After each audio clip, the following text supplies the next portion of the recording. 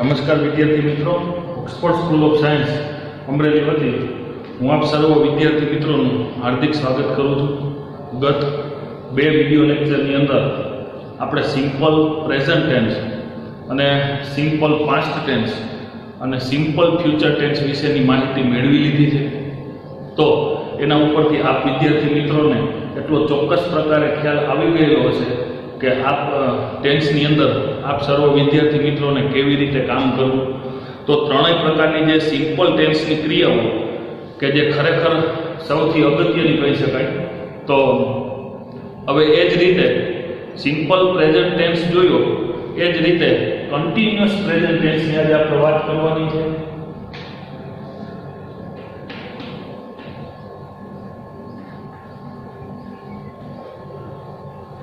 Continuous present tense. તો continuous present tense એટલે ચાલુ વર્તમાન કાળ.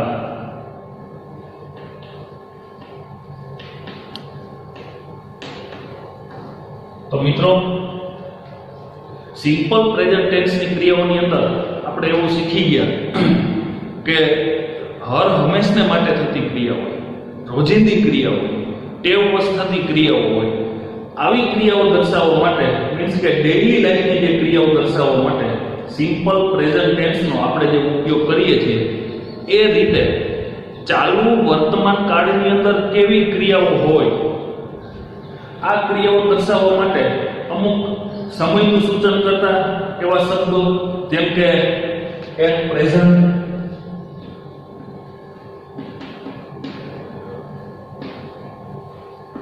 બરોબર, બીજું એટ ધીસ ટાઈમ, આવું આપણે કહી શકીએ.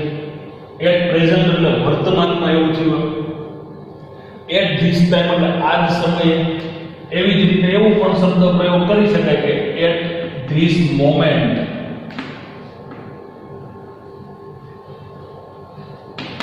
બરોબર.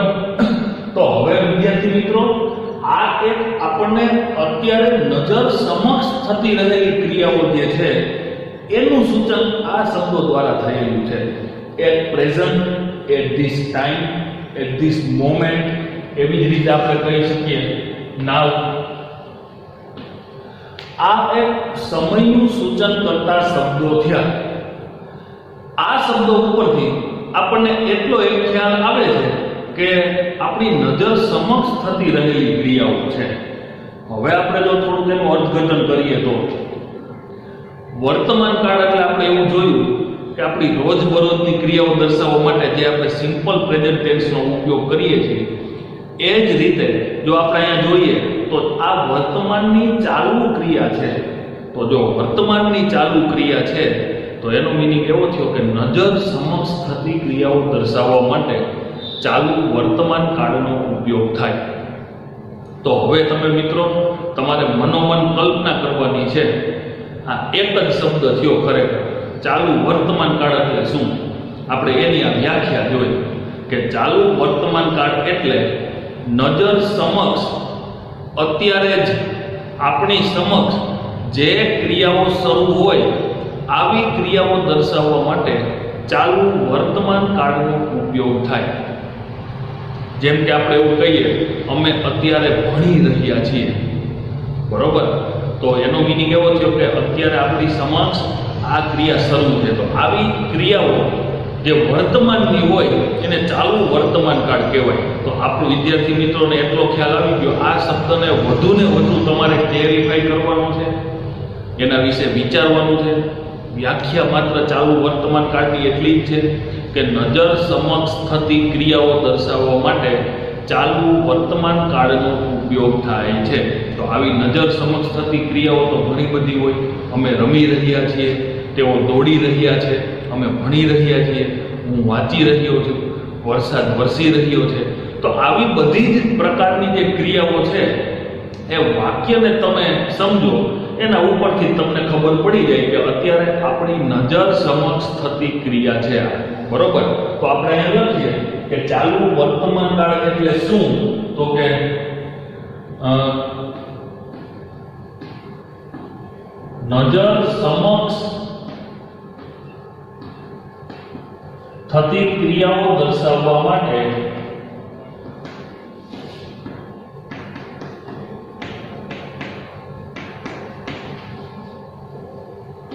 ચાલુ વર્તમાન કાળનો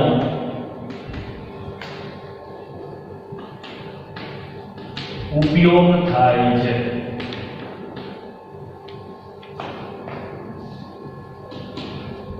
ઓકે, હવે બીજી એક વાત એ અહીંયા જે આપણે આટલી બાબતો જોઈ, at present, at this time, at this moment, now વગેરે જે છે ને એ એક સમયદર્શક વર્ડ્સ એટલે કે શબ્દો છે.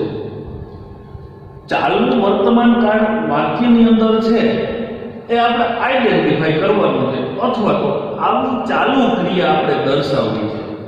તો બીજું એક જે છે આમાં કે ચાલુ વર્તમાન કાળ દર્શાવવા માટે ખરેખર એકદમ ઈઝી છે. સૌથી આપણે કહી શકીએ કે લગભગ તમે કોઈ પણ જગ્યાએ ચાલુ વર્તમાન કાળના વાક્યો જે છે ને એ તમે ઝડપથી પણ ઓળખી શકશો. ખાસ કરીને વર્બ ફોર્મની એવી ખાલી જગ્યાઓ હોય ને, જ્યારે તમારે એડિટિંગ ધ ટેક્સ્ટ આવે ને ત્યારે એ ખાલી જગ્યાઓ પૂરવાની હોય છે. સામાન્ય રીતે કાળ ઓળખવો એ એકદમ સિમ્પલ છે.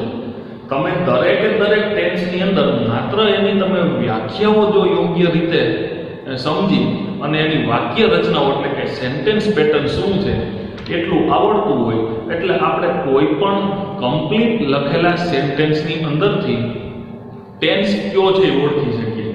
અને ખરા અર્થની અંદર આપણને ટેન્સ આવડે છે એવું આપણે ત્યારે જ કહી શકીએ કે જો આપેલું કોઈ પણ સેન્ટેન્સની અંદરથી આપણે ટેન્સને આઈડેન્ટિફાઈ કરી શકવા જોઈએ. અને આપણો પણ અહીંયા શીખવવાનો મેક્સિમમ પ્રયત્ન એ જ છે. એવી જ પરિસ્થિતિ ડાયરેક્ટ ઇનડાયરેક્ટની અંદર પણ હોય છે કે જ્યારે તમારે ચેન્જ ધ ટેન્સ, તો ચેન્જ ધ ટેન્સની અંદર પણ પહેલાં તો આપણે આઈડેન્ટિફાઈ કરીએ છીએ કે આપેલું સેન્ટેન્સ કયા કાળનું છે. પછી એમાં આપવામાં આવે ડુ એઝ ડાયરેક્ટેડ એટલે કે માગ્યા પ્રમાણેની સૂચના છે. એ સૂચનાની અંદર પણ આપણને એવું એક ચોક્કસ પ્રકારે કીધેલું હોય છે કે આ કાળની અંદર રૂપાંતર કરો, તો આપણે સીધી જ એ કાળની વાક્ય રચનાને યાદ કરવાની થાય છે.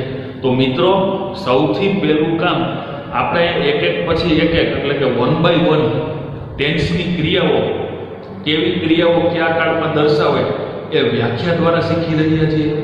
આ ક્રિયાઓના સમયદર્શક શબ્દો શું હોય અથવા તો એની વ્યાખ્યા શું હોય એનો અભ્યાસ કર્યા પછી આપણે આ કાળને કેવી રીતે હાઉ ટુ એક્સપ્રેસ, કેવી રીતે આપણે દર્શાવીએ છીએ, જે આપણે સેન્ટેન્સ પેટર્ન ઉપરથી શીખીએ છીએ.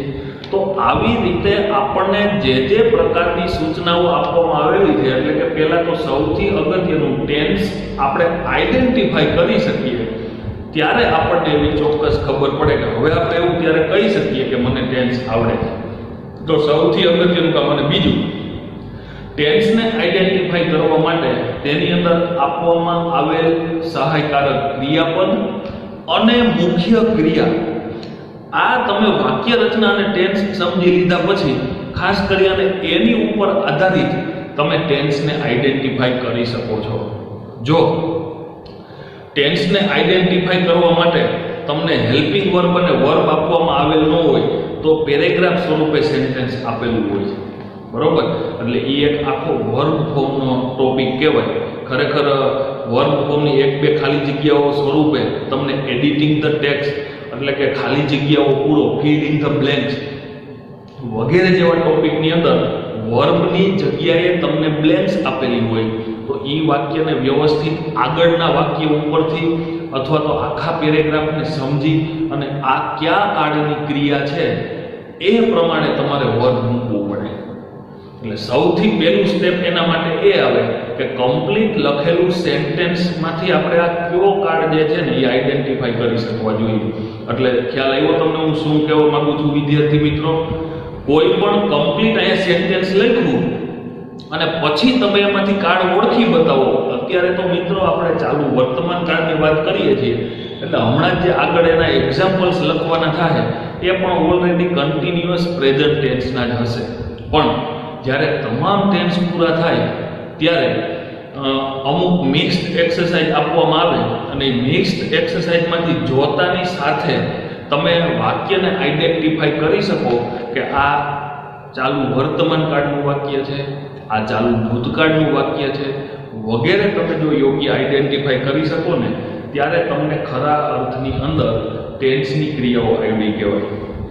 ત્યાર પછીનું સેકન્ડ સ્ટેપ જે છે ને એ વર્બ ફોર્મ, એટલે કે આખા વાક્યમાંથી સહાયકારક ક્રિયાપદ અથવા તો મુખ્ય ક્રિયાપદ એની જગ્યાએ ખાલી જગ્યા આપેલી હોય તો આવી ખાલી જગ્યાઓ પણ આપણે પૂરી શકીએ. પણ સૌથી પહેલાં મેં જે વાત કરી કે તમને આખું લખેલું વાક્ય આઈડેન્ટિફાઈ કરતા આવડવું જોઈએ. ઓકે, જેને તમારે આપણે અહીંયા જે રિવિઝન સ્વરૂપે શીખીએ છીએ.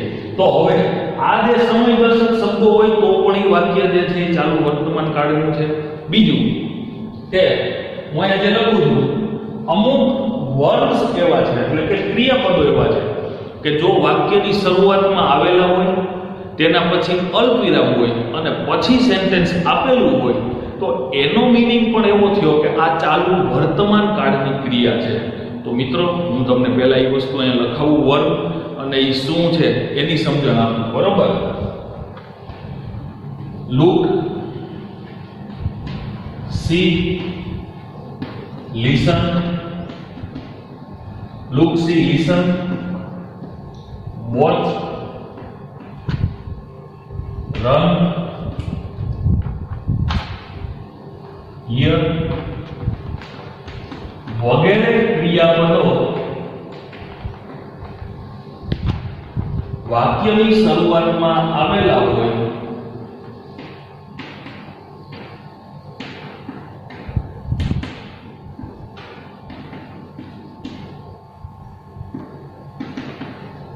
અને તેના પછી અલ્પ વિરામ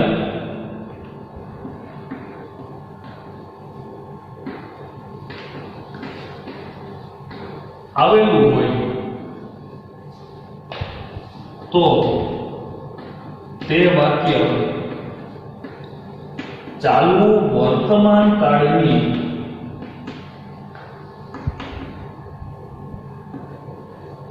સ્થિતિ દર્શાવે છે. ખ્યાલ આવ્યો?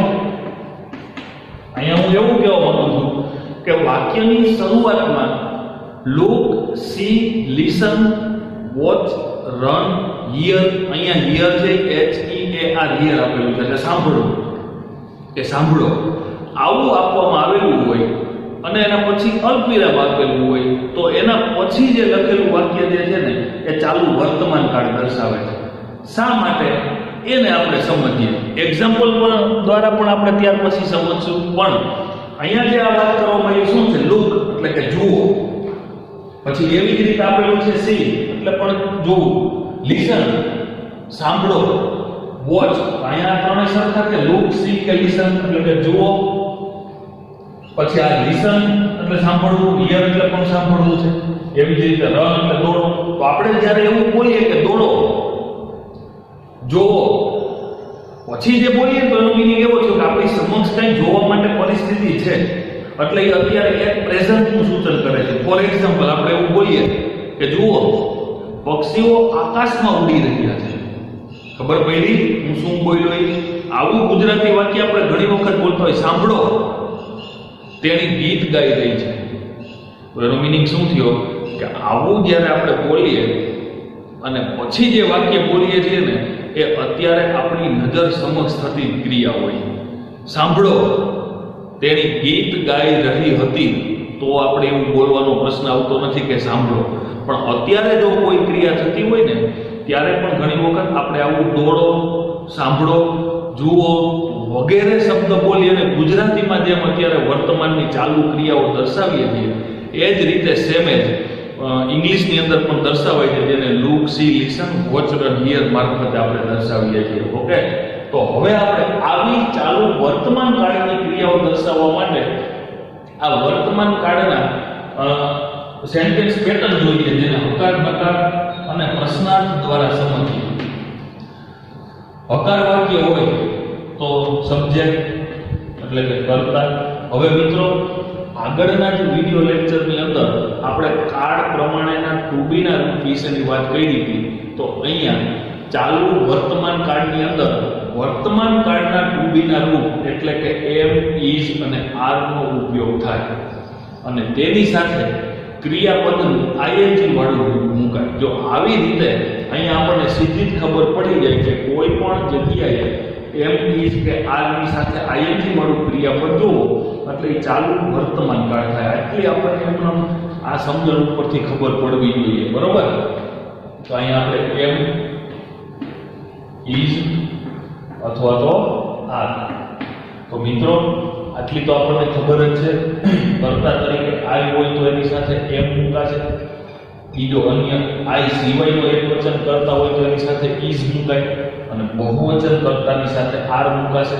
બરોબર? તો હવે એ તો આપણે પરિસ્થિતિ કરતા શું આપવામાં આવેલો છે ને વાક્યમાં એની ઉપર આધારિત ડિસાઈડ કરવાનું હોય છે. ક્રિયાપદનું આઈએનજી વાળું. બરોબર? ક્રિયાપદનું આઈએનજી વાળું રૂપ એટલે કે વી ફોર. બરોબર? આપણે એવું શીખી ગયા છીએ. પણ વી ફોર એટલે ક્રિયાપદના છેડે જે આઈએનજી લગાડવામાં આવે છે કે ખરેખર આને ક્રિયાપદનું આઈએનજી વાળું રૂપ કહેવાય. બરોબર? કર્મ અને અન્ય શબ્દ. બરોબર? તો એ જ રીતે જો નકાર વાક્ય હોય તો હવે તમને મિત્રો એટલી ખબર પડે કે નકાર વાક્યમાં આપણે આગળ વાત કરી નોટ હોય છે. તો એવી જ રીતે કરતા એમ, ઇઝ અથવા તો આર પ્લસ નોટ આઈએનજી વાળું ક્રિયાપદ. બરોબર? હવે ટૂંકમાં લખું જે તમને ઓલરેડી આપી દીધેલું છે. બરોબર? ટૂંકમાં લખ્યું એટલે બીજું શું થયું કે ક્રિયાપદનું આઈએનજી વાળું રૂપ કર્મ અને અન્ય શબ્દ. બરોબર? હવે આપણે પ્રશ્નાર્થ જોઈએ છીએ વાક્ય રચના. તો પ્રશ્નાર્થ વાક્યની અંદર એમ, ઇઝ અથવા તો આર વાક્યની શરૂઆતમાં આવશે. ત્યાર પછી સબ્જેક્ટ. બરોબર? ત્યાર પછી આઈએનજી વાળું ક્રિયાપદ, કર્મ અને અન્ય શબ્દો. બરોબર? હવે તમને મિત્રો આટલે સુધીની આ પરિસ્થિતિ જોતા એટલો ખ્યાલ આવી ગયો કે વાક્ય રચના બધાયમાં આ જ રીતની હોય છે. માત્ર ને માત્ર જો તમે ચેન્જીસ જોઈ શકો છો, સહાયકારક ક્રિયાપદો બદલાતા હોય છે અને એનું મુખ્ય જે ક્રિયાપદ છે એ બદલાતું હોય છે. તો અલગ અલગ પ્રકારના કાળ પ્રમાણે ટુ બીના રૂપ, ક્યુ ટુ બીનું રૂપ ક્યારે કયા કાળમાં મુકાય, ક્રિયાપદના રૂપ આપણે જોઈએ તો 5 પ્રકારના. આ 5 પ્રકારના ક્રિયાપદના રૂપ પ્રમાણે ક્યુ ક્રિયાપદ ક્યારે મુકાય વગેરે જે છે ને એ તમારે ટેન્સમાંથી શીખવાનું હોય છે. બાકી કોઈ પણ ટેન્સની વાક્ય રચના તમે જુઓ એટલે હકાર, નકાર અને પ્રશ્નાર્થ આ વાક્ય રચનાઓ તમને એક જ સરખી જોવા મળશે. પણ અલગ અલગ કાળની અંદર રહેલ સહાયકારક ક્રિયાપદ અને ક્રિયાપદની અંદર ફેર રહેલો હોય છે. તો વિદ્યાર્થી મિત્રો આ સૌથી અગત્યની બાબત થઈ અને એટલે જ મેં તમને કીધું હતું કે 12 પ્રકારના ટેન્સ તમે જોવો ને તો ત્યારે આ 12 પ્રકારના ટેન્સમાંથી ગણતરી કરો તો 12 કરીને 36 વાક્ય રચનાઓ થાય જે તમારે ગોખવાની નથી. અને મિત્રો તમને એ પણ ખબર છે કે ગોખીએ તો નેક્સ્ટ ડે તમે જોવો તો એ કાળ પ્રમાણે તમને ખબર પડે નહીં. એટલે વાક્ય રચનાને યોગ્ય રીતે તમારે સમજવાની છે. આ યોગ્ય રીતે એની સમજણ મેળવશો તો ચોક્કસ તમે એ કાળને સમજી શકશો અને તમને યાદ પણ રહેશે. એટલે અન્ડરસ્ટેન્ડિંગ ક્લિયર કરવા માટે આપણે અલગ અલગ પ્રકારના શબ્દો જોઈએ છીએ અને શબ્દોની સાથે સાથે એની પેટર્ન જોઈએ અને એનું એક્ઝામ્પલ લખતા હોઈએ.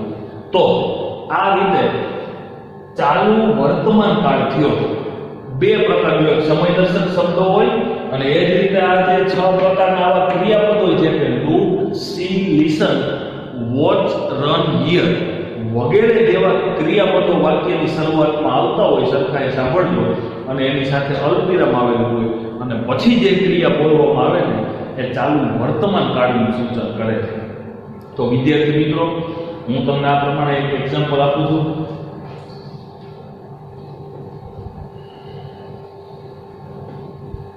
I am going to market now. Simple છે, સીધું જ આપણે જોઈ શકીએ છીએ. આને આ વાક્યની આમ આપણે નકાર કરીએ તો શું થઈ જાય? I am not going to market now. અર્થ જોવાનો છે. I am going to market now. હું અત્યારે માર્કેટમાં જઈ રહ્યો છું. નકાર હોય તો I am not going to market now. હું અત્યારે માર્કેટમાં જઈ રહ્યો નથી. તો આ નકાર વર્તમાનની ક્રિયા થઈ. આને આ વાક્યને આપણે પ્રશ્નાર્થ સ્વરૂપે સમજીએ તો શું થઈ જશે? એમ I going to market now. ખ્યાલ આવ્યો? હું અત્યારે માર્કેટમાં જઈ રહ્યો છું. તો આવી રીતે આ ક્રિયાઓ થઈ. હવે તમે મિત્રો આને ગ્રામર બુકની અંદર તમે જે ઇંગ્લિશની ગ્રામર બુક બનાવી છે, આ ઇંગ્લિશની ગ્રામર બુકમાં વ્યવસ્થિત રીતે આ લખી લેજો. હવે હું તમને આ બોર્ડને એક વખત તમામ માહિતી કાઢી અને હવે આપણે વધુ એક્ઝામ્પલ જોઈએ. ખાસ કરીને આ જે 6 પ્રકારના વાક્યો, 6 પ્રકારના જે ક્રિયાપદ છે, એ ક્રિયાપદ પ્રમાણે એમાં કેવી રીતે સેન્ટેન્સ આપવામાં આવેલા હોય છે એ પ્રમાણેનો અભ્યાસ કરવો છે અને મારે તમને એના વધારે એક્ઝામ્પલ આપવા છે. તો વિદ્યાર્થી મિત્રો, વિડીયો બટનને પોઝ કરી આટલી બધી માહિતી લખી લેવાની છે તમારે ગ્રામર બુકમાં. ત્યાર પછીના વધારે એક્ઝામ્પલ આ ચાલુ વર્તમાન કાળની જે ક્રિયાનું સૂચન કરે છે એવા એક્ઝામ્પલ તમને હું આપું છું, એ લખવાના છે. ઓકે?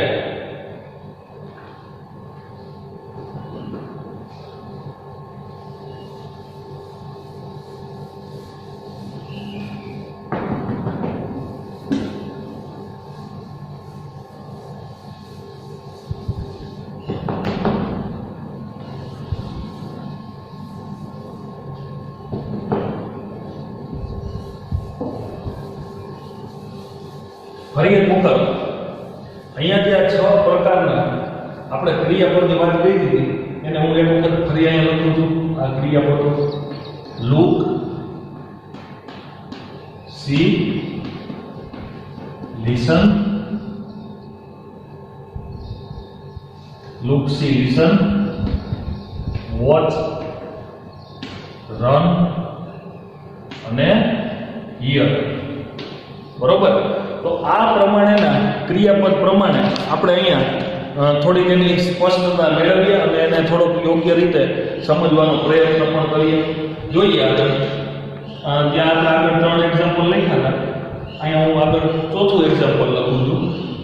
માનો કે look, see, listen, watch, run, here વાળા એક્ઝામ્પલ્સ હોય તો કેવા હોય એની પણ આપણે ચર્ચા કરીએ. જો લુક, નોંધમાં એવું લખ્યું હતું કે વાક્યની શરૂઆતમાં look, see, listen, watch, run, here આપેલું હોય તો અહીંયા લુક આપેલું છે અને ત્યાર પછી અલ્પવિરામ હોય તો અલ્પવિરામ હોય.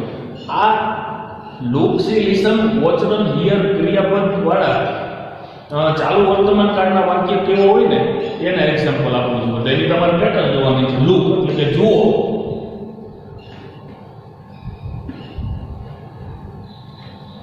The birds are ક્રિયાપદ કરતા છે બહુવચન છે કાર લેવું. બરોબર? The birds are flying in the sky. હવે અહીંયા તમારે એટ ધીસ ટાઈમ કે એટ ધીસ મોમેન્ટ કે નાઉ કે એવું લખવાની જરૂર નથી. છતાં પણ આપણે અહીંયા સ્પષ્ટ એવું કહી શકીએ કે આ ચાલુ વર્તમાન કાળનું વાક્ય છે. શા માટે? કારણ કે જો આનો મીનિંગ એવો થાય કે જુઓ પક્ષીઓ આકાશમાં ઉડી રહ્યા છે. તો એનો મીનિંગ એવો થયો કે પક્ષીઓની ઉડવાની ક્રિયા અત્યારે આપણી નજર સમક્ષ ચાલુ છે. એટલા માટે આપણે પહેલા એવું બોલ્યા લુક અથવા તો જુઓ, જેને ગુજરાતીમાં કહીએ તો. જો અત્યારે ક્રિયા ન હોય the birds are flying in the sky તો પણ એ આપણને આ બે પરિસ્થિતિને દર્શાવે છે. પણ ખાલી જગ્યાઓમાં તમને અહીંયા fill in the blanks માં ખાલી જગ્યા આપેલી હોય તો ખબર પડે નહીં. પણ તમને અહીં આપેલું હોય કે look the birds અને અહીંયા આપણને ખાલી જગ્યા આપેલી છે in the sky તો ચોક્કસ રીતે આપણે ઓળખી શકીએ. આટલું આખું વાક્ય આપ્યું હોય તો ત્યારે જો તમે ચાલુ વર્તમાન કાળ યોગ્ય રીતે સમજ્યા છો અને શીખી ગયા છો તો સારામાં સારી રીતે તમે આઈડેન્ટિફાઈ કરી શકો કે ભાઈ આ લુક ઉપરથી ખબર પડી જાય, અને અહીં આપવામાં આવે આ અને ક્રિયાપદના આઈએનજી ઉપરથી પણ ખબર પડી જાય કે આ પેલું વાક્ય છે કન્ટિન્યુઅસ પ્રેઝન્ટ ટેન્સ દર્શાવે છે. પણ વિદ્યાર્થી મિત્રો, લુક ધ બર્ડ્સ પછી અહીંયા ખાલી જગ્યા આપેલી હોય ઇન ધ સ્કાય, તો આપણને સીધી ખબર પડી જાય કે આ ચાલુ વર્તમાન કાળનું વાક્ય છે. જો આ ખાલી જગ્યા સ્વરૂપ આપેલું હોય તો આવું આપેલું હોય, હું અહીંયા લખું છું લુક ધ બર્ડ્સ ખાલી જગ્યા ઇન ધ સ્કાય, અને અહીંયા આપણને વાક્ય પૂરું થાય ને ત્યાં આપણે ક્રિયાપદ એટલે કે મૂળ રૂપ આપેલું હોય, એટલે કે આમ કરીને આપેલું હોય ટુ ફ્લાય.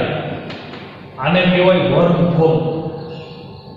ક્રિયાપદનો યોગ્ય ઉપયોગ કરી અને ખાલી જગ્યા પૂરો. તો મિત્રો સીધું જ આપણે વિચારવાનું થાય કે આપેલું વાક્ય છે લુક થી શરૂ થઈ જાય, ગુજરાતી જેવું થાય કે જુઓ પક્ષીઓ આકાશમાં ઉડી રહ્યા છે, એટલે આપણને ખબર પડે. હવે આપણે ચાલુ વર્તમાન કાળને યાદ કરીએ તો આપણને ખબર પડે સબ્જેક્ટ આપેલો છે, ત્યાર પછી સહાયકારક ક્રિયાપદ મૂકવાનું થાય, તો બર્ડ્સ આપેલું છે એટલે ચાલુ વર્તમાન કાળનું સૂચન કરે છે. તો એમ ઇઝ આર પ્લસ ક્રિયાપદનું આઈએનજી એટલે એમ ઇઝ આર માંથી શું આવશે?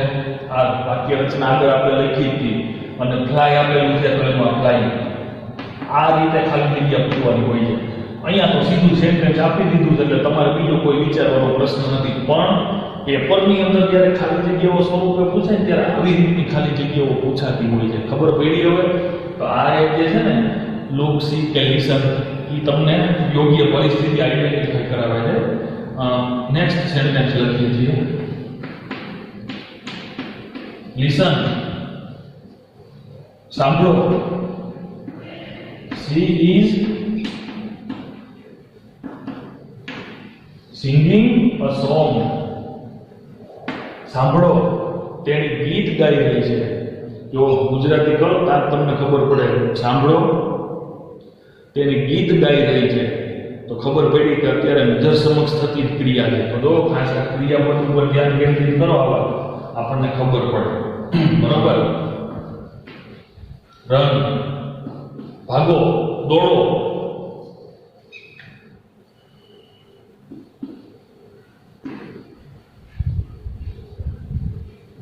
The robbers are coming, એટલે કે દોડો, ભાગો, લૂંટારાઓ આવી રહ્યા છે.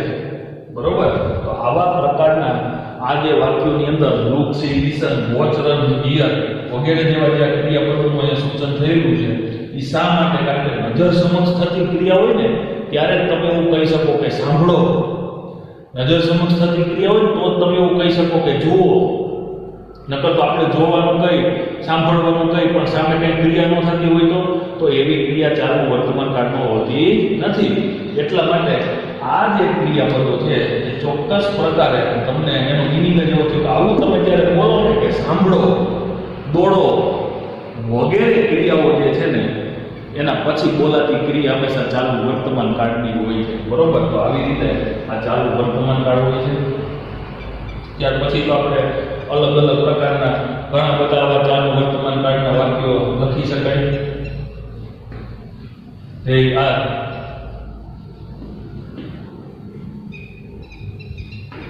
writing an essay at this time. At this time એટલે એનો પણ મીનિંગ એવો થયો કે અત્યારે તે એસે લખી રહી છે.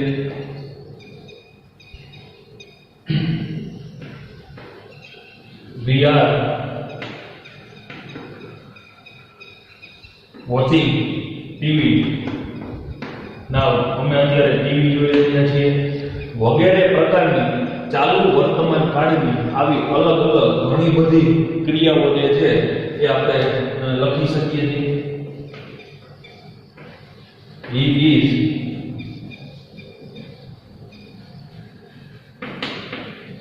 learning at English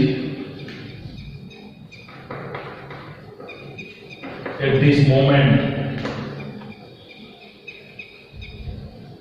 તો મિત્રો આવા અંદાજિત 8 થી 9 વાક્ય મેં ચાલુ વર્તમાન કાળ કેવી રીતે દર્શાવાય એના વાક્ય આપ્યા છે.